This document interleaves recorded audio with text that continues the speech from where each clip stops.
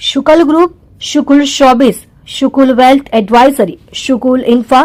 શુકુલ pharma, money founder વગેરે નામની 26 કંપનીઓમાં હજારો લોકોના ઇન્વેસ્ટમેન્ટના નામે કુલ 126 કરોડથી વધુ રૂપિયાની છેતરપિંડીના ગુનામાં છેલ્લા 3 વર્ષથી નાસફળતા આરોપીને ઝડપી પાડતી સુરત શહેર ક્રાઇમ બ્રાન્ચ સુરત શહેરમાં આગામી દિવસોમાં જુદા જુદા ધાર્મિક તહેવારોની ઉજવણી થનાર હોય જેને ધ્યાને લઈને કાયદો અને વ્યવસ્થા જળવાઈ રહે તે અનુસંધાને નાયબ police commissioner Shri crime Surat નાઓએ તારીખ 16/12/2025 થી તારીખ 30/12/2025 સુધી નાસફળતા આરોપીઓને પકડવા માટે સ્પેશિયલ ઝુંબેશનું આયોજન કરેલ,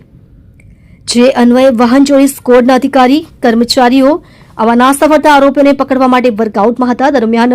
ટેકનિકલ સર્વેલન્સ અને હ્યુમન સોર્સિસના આધારે મળેલ ચોક્કસ બાતમી હકીકતના આધારે ઈચ્છાપુર આગમન રેસીડેન્સી પાસેથી 126 કરોડથી વધુ રૂપિયાની છેતરપિંડીના ગુનામાં 3 વર્ષીય નાસફળતા આરોપી ધનંજય ઉર્ફે ધનો ભીખુભાઈ બારડને ઝડપી પાડી કાયદેસરની કાર્યવાહી કરેલ છે. ગુનાની હકીકત આ કામે શુકુલ group of કંપનીઝની શુકુલ wealth advisory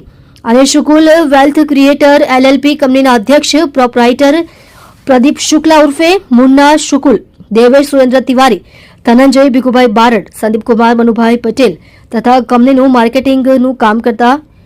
Vimalbhai Ishwarbhai Panchal, મયુરભાઈ ઘનશ્યામભાઈ નાવડિયા અને હેપ્પી કિશોરભાઈ કાનાણી નાઓએ ભેગા મળી ગુનાહિત કાવતરું રચી પોતાના કાવતરાના ભાગ સ્વરૂપે છેતરપિંડી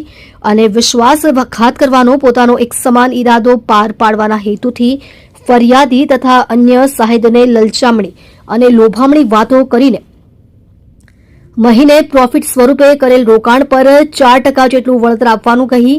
અલગ અલગ સ્વરૂપે કરેલ રોકાણના ફાયદાની સ્કીમો સમજાવી કંપનીમાં રોકાણ કરવાનું કહી ફરિયાદી શ્રી પાસેથી રૂપિયા 3,30,000 તથા અન્ય અસંખ્ય સાહિદો પાસેથી કુલ રૂપિયા 126 કરોડથી વધુનું રોકાણ કરાવી પ્રોફિટ કે રોકેલા રૂપિયા પણ પરત નહીં આપી પોતાની ઓફિસ બંધ કરીને નાસી જઈ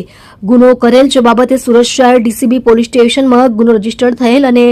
આગળની તપાસ ઇકો સેલ દ્વારા હાથ ધરવામાં આવેલ.